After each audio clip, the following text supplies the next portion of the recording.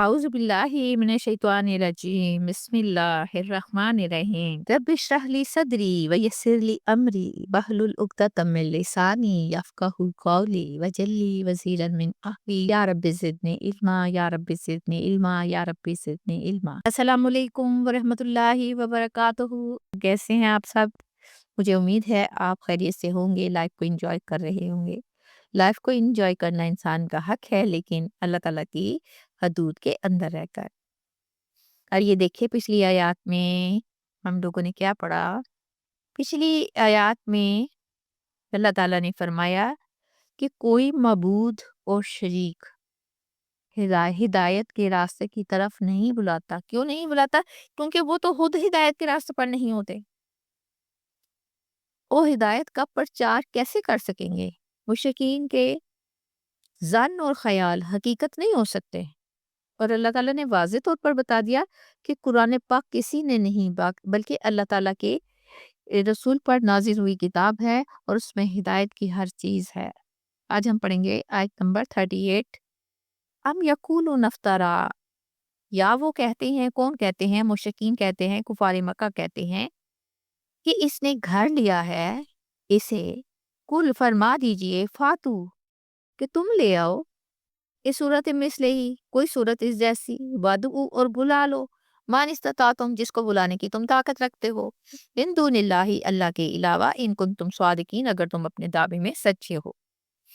ہم سب یہ بات دیکھیں جانتے ہیں کہ کفار مکہ اور مشرکین کیا کرتے کیا تھے، کہ یہ قرآن تو محمد صلی اللہ علیہ وسلم نے خود گھر لیا ہے۔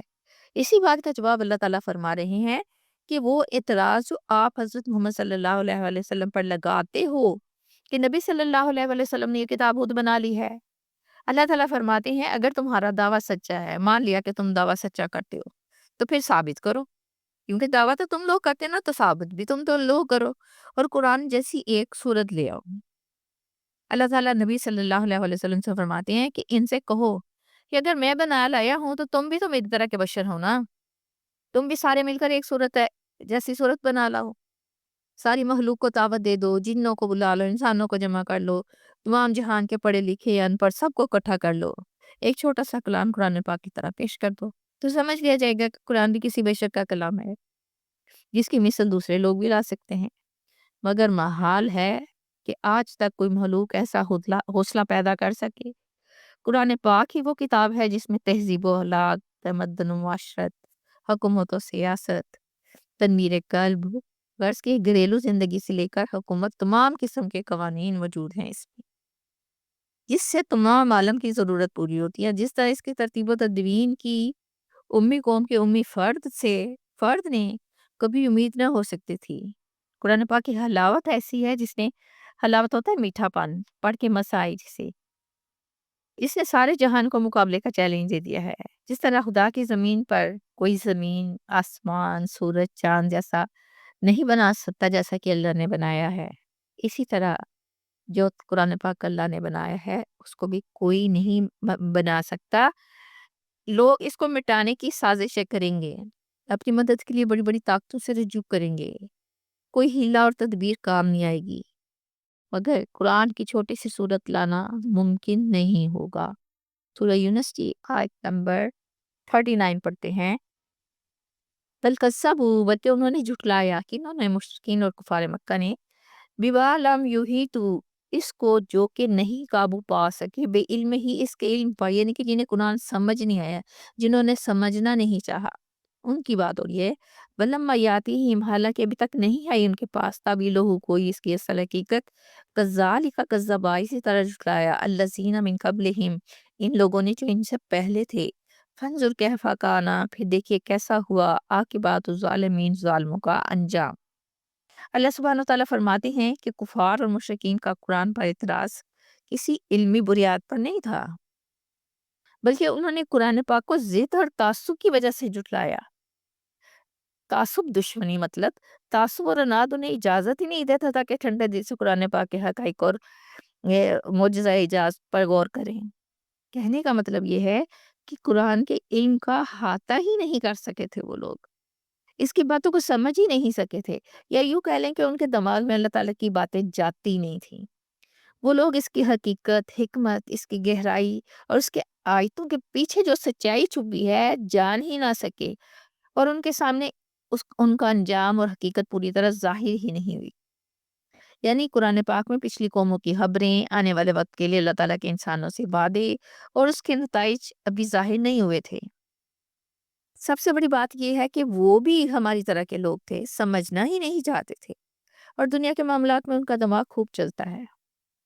بس سمجھ نہیں آتی تو کس کی نہیں آتی؟ قرآن پاک کی ہی نہیں آتی۔ نہ اس وقت کے لوگوں کو آئی، مشرکوں، کفار مکہ کو، نہ آج ہم مسلمانوں کو ہی آتی ہے۔ ایک تو شیطان نے قرآن پاک کو ہوا بنا کر پیش کر دیا کہ ہے نہیں، اس کو تم نہیں سمجھ سکتے، اگر سمجھ لوگے تو عمل کرنا پڑے گا۔ موسٹلی لوگ اس لیے نہیں سننا چاہتے کہ عمل کرنا پڑے گا، سن لیا کانوں میں آواز جائے گی تو پھر عمل کرنا پڑے گا، اس لیے کہہ دو کہ سمجھ نہیں آتی، اور پھر بغیر سمجھے انکار کر دیتے ہیں کہ انہیں سمجھ ہی نہیں آئی۔ آج ہم لوگ کیار میں پارے پار آگے ہیں۔ آپ مجھے بتائیے کون سی باتیں ہیں یا الجھنیں ہیں جن کی سمجھ نہیں آئی؟ سب سے بڑی وجہ کہ ہمارے پاس وقت ہی نہیں، ہم پڑھنا ہی نہیں چاہتے، آپ اپنی زندگی کو سنوارنا ہی نہیں چاہتے، یعنی ہم اخلاص سے، اہلیت سے سمجھنا نہیں چاہتے۔ اسی طرح وہ لوگ بھی ایسا ہی سوچتے تھے۔ مزید یہ کہ قرآن کی پیشن گوئیاں اس کے وعدے اس کے وقت گزرنے کے ساتھ ساتھ پورے ہونے تھے نا، ان لوگوں کا انکار صرف ضد، تکبر اور لا علمی کی وجہ سے تھا۔ جب ارادہ ہی نہ ہو تو سچائی کیسے کھل سکتی ہے؟ سورہ یونس کی آیت نمبر 40 اور 41 پڑھتے ہیں، وَمِنْهُمْ مَن يُؤْمِنُ بِهِ، اور ان میں کچھ وہ ہیں، لوگوں میں سے کچھ وہ ہیں جو ایمان لاتے ہیں اس پر، کس پر؟ قرآن پاک پر۔ وَمِنْهُمْ مَن لَا يُؤْمِنُ بِهِ، اور ان میں سے کچھ وہ ہیں جو نہیں ایمان لاتے اس پر۔ وَرَبُّكَ أَعْلَمُ، اور آپ کا رب خوب جانتا ہے، بالمفسدین، فساد کرنے والوں کو۔ اگلی آیت ہے وَإِن كَذَّبُوكَ، اور اگر وہ چٹلائیں آپ کو یعنی نبی صلی اللہ علیہ وآلہ وسلم کو، فَقُل، تو آپ کہہ دیجئے، لی عملی، میرے لیے میرا عمل ہے، وَلَكُمْ عَمَلُكُمْ، اور تمہارے لیے تمہارا عمل ہے، انتم بریون، میں تم بری ہو اس سے، مما عملو، جو میں عمل کرتا ہوں، وَأَنَا بَرِيٌّ، اور میں بری ہوں، مما تعملون، اس عمل سے جو تم کرتے ہو۔ بات چونکہ قرآن پاک کی ہو رہی ہے، اللہ تعالیٰ فرماتے ہیں کہ ان میں کچھ لوگ ایسے ہیں جو قرآن پاک پر ایمان لاتے ہیں، یعنی کفار میں بھی سب لوگ ایک جیسے نہیں ہیں، کچھ ایسے بھی ہیں جن کے دل سچائی کی تلاش میں ہیں، جو سوچتے ہیں، سمجھتے ہیں، جب حق سامنے آتا ہے تو وہ اسے قبول کر لیتے ہیں، لیکن سارے لوگ ایسے نہیں ہیں۔